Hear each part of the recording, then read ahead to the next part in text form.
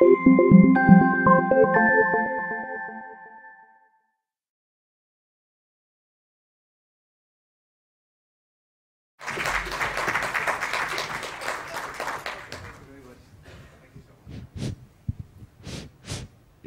is it on? Yes. I really like it when people give their presentation spontaneously. However, in respect for the translators, in respect for your time and everyone who comes after me, I'll be working from a text and I'll be working from over here. But I also need my glasses, Olaf.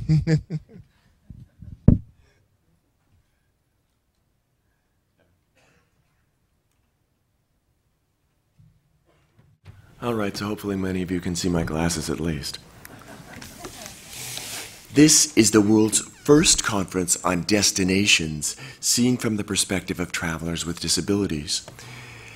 At ITB in Germany, you might hear Peter Newman speaking on one of his excellent articles like The Economic Impact and Travel Patterns of Accessible Tourism in Europe, or Dimitrios Bahalis evaluating the accessibility of an online travel information and booking system. In Australia, you might hear Simon Darcy systematically expanding our knowledge on the travel behavior of people with disabilities, from his paper in 1998, From Anxiety to Access, which kind of launched us in this direction. If you drop in at King Mongkut University in Bangkok, you could learn from Southeast Asia's expert on universal design in historic tourism sites, Butskate Interapasan. And earlier this month, you may have even been fortunate enough to attend the 5th Biennial Universal Access in Airports Conference by Chicago's Open Door organization, where Eric Lipp and Laurel Van Horn constantly move inclusive tourism forward. But here we have something new. We have a summit structured to help us assemble all those puzzle pieces around one concrete project. To quote, universal accessibility and inclusion in destinations. So let's lay out those pieces to see a pattern. At the end of the summit, we'll publish a document, a manifesto, to guide the industry.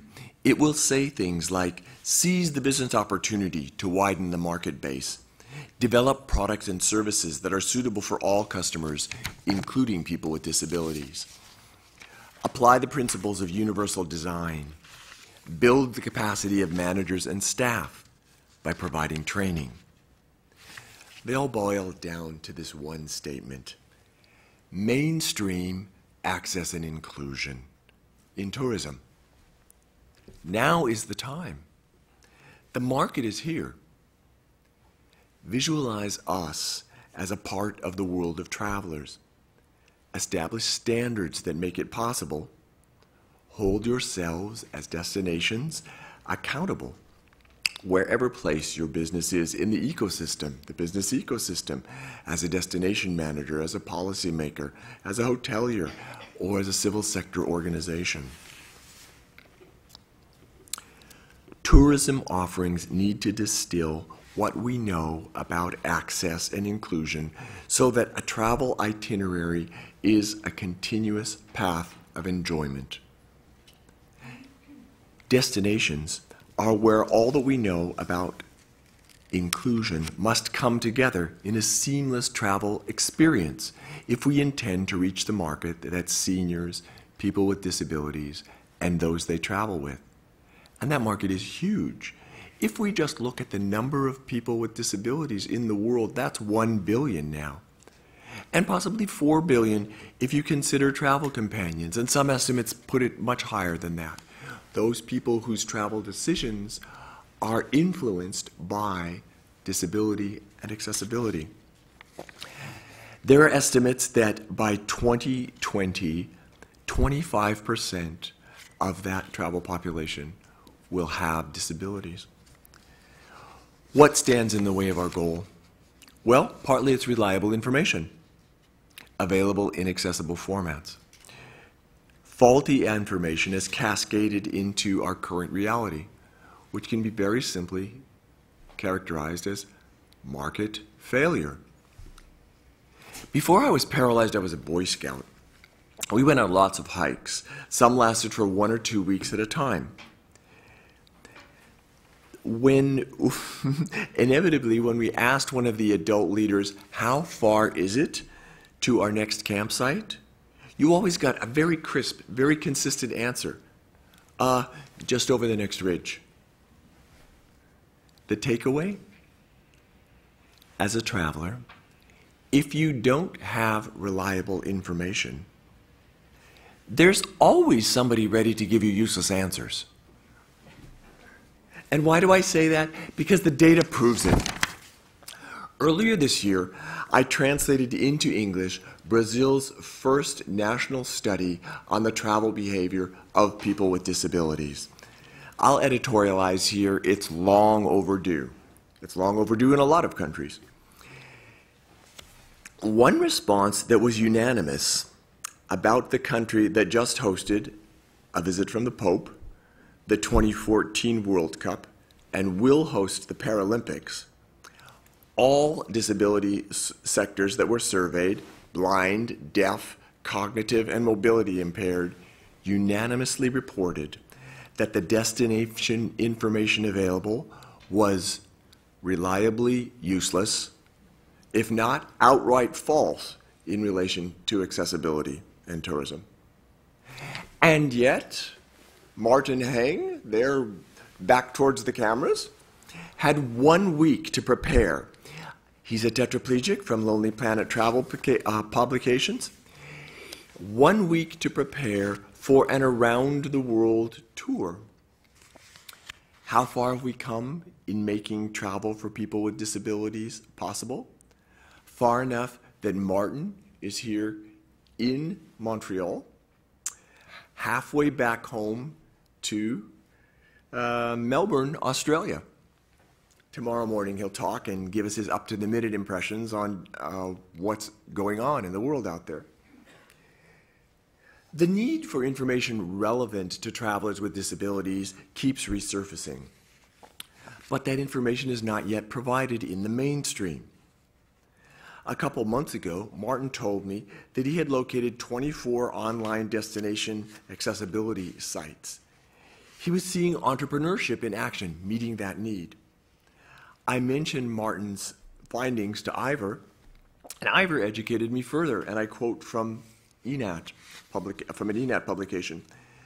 The European Network for Accessible Tourism has identified over 80 websites in Europe with tourism accessibility information, but the geographical coverage is very fragmented. Moreover, the information criteria and styles of presentation are inconsistent across the many sites, and the reliability can be doubtful in some cases. We're also seeing the arrival of mobility apps and crowdsourcing websites, which may help some travelers with access requirements, but without clear standards for what things need to be measured and described, there'll be a continuous weakness in information delivery.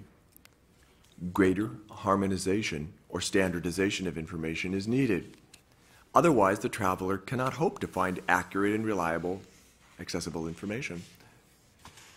So we can truthfully say that the whole world is open to us as travelers with disabilities, with a lot of scouring of the web for data, at least if we stick to the major destinations.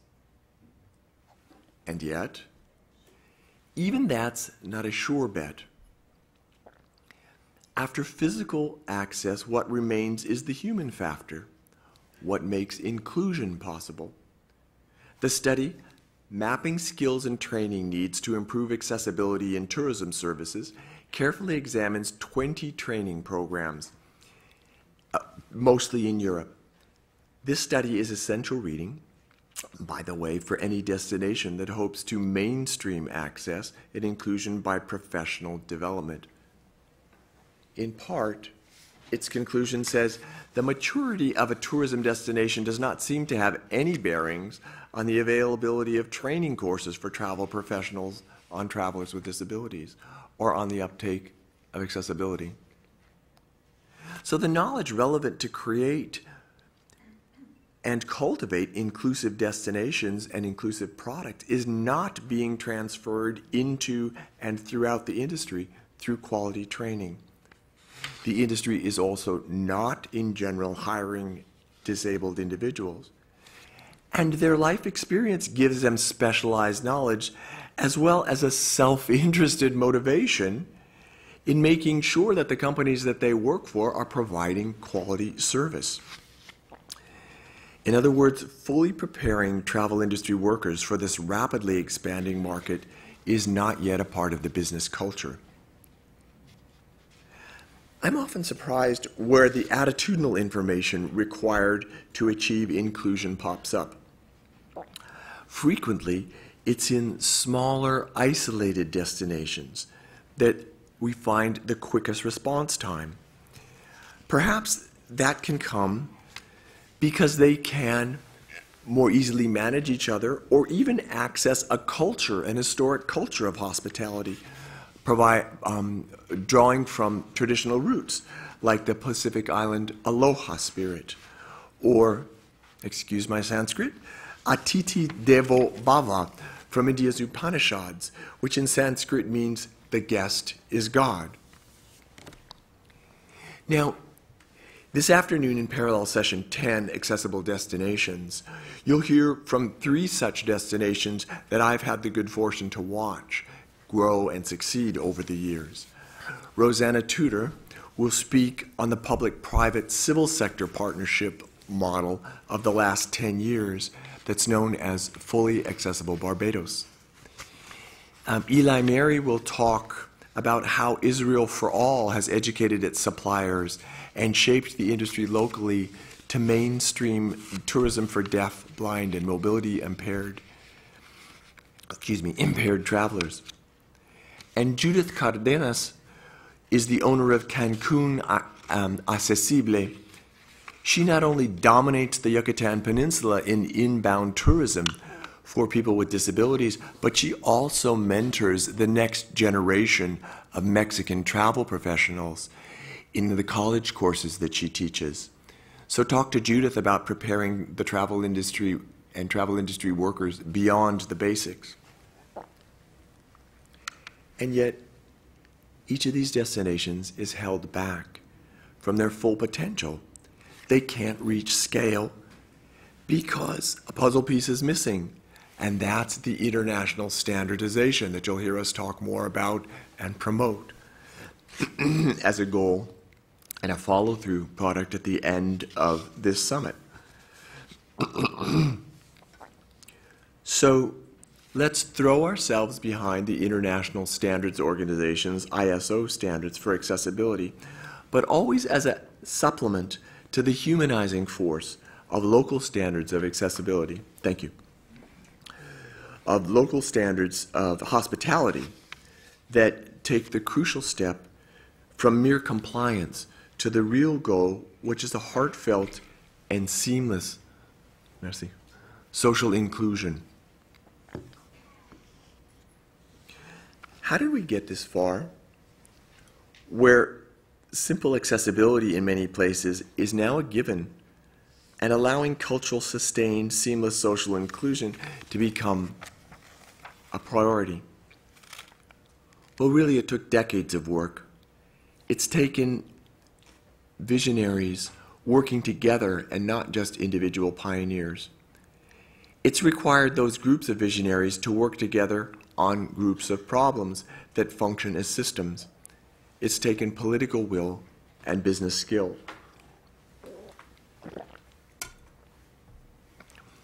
These groups labored to make legal and policy environments disabled friendly. They waded through tangles of norms, certifications, incentives, and let's face it, disincentives. They worked in transforming entire systems: transportation, communication, lodging, leisure, and activity. We're here at this summit as a first global attempt to study and adapt destinations to these, adapt destinations as systems that are sustainable from the perspective of travelers with disabilities. We can measure, standardize, legislate, and audit, but never forget that after analysis or enforcement, all this must be synthesized to come together in a seamless travel experience for real human beings operating under the broadest range of conditions with their own unique abilities and limitations. And you'll see, and you already know, that even the best systems that we have today are a patchwork. They were retrofitted from systems where disability was an unqualified or an unquestioned disqualifier to participation. Because, face it, nobody has ever done it right in the past. Nobody. And we're here to change that. Today's improvements are the raw material for creating a very specific group, a supply chain in a destination that makes inclusive tourism sustainable in a business sense and demonstrates the social consensus for inclusion that makes it sustainable in a cultural sense. I said a moment ago that we've never done this before. Nobody's ever done it right because that never in history has so many people lived so long with such health, with such wealth, and with so many opportunities to travel. So when we talk about what's wrong, we also have to remember that the market has shifted, the possibilities have shifted, and we're moving into a new era of opportunity, even as we talk about what doesn't seem to be working. Our next practical breakthrough will be to implement a consensus on the standards that we work at, that will be the work following the summit. And the practical step will be to apply them in destinations. So first comes an inversion of thinking from putting together the social model of disability with the definition of disability as an interaction between human functionality and the environment. Destinations need to become painfully aware and self-aware, really, that a destination itself may be disabled. From there, a destination can be free to assume their full responsibility to avoid preventable destination disabilities. And you've just witnessed the birth of a new acronym, PDD in anglais, I don't know what it is in French, preventable destination disabilities. Those sorts of policy, product, architectural, and attitudinal barriers that get repeated over and over again because destinations get managed in a way that customers are not welcomed, or that people with disabilities are not welcomed by their first name, customer. The simple fact is that never in history have so many people lived so long with such wealth and freedom to travel as the aged and disabled bulge in today's world population. Almost exactly 10 years ago in Rio de Janeiro, we proposed that a user-centered design process was the right approach toward eliminating what we can now call the global public health pandemic, preventable destination disabilities. Okay, all right. I can't see that. I'm sorry. You will see people here from the from that conference, and we are happy to be moving that legacy forward here. I will leave it at that and move on to the next person. And my apologies, I couldn't see the clock.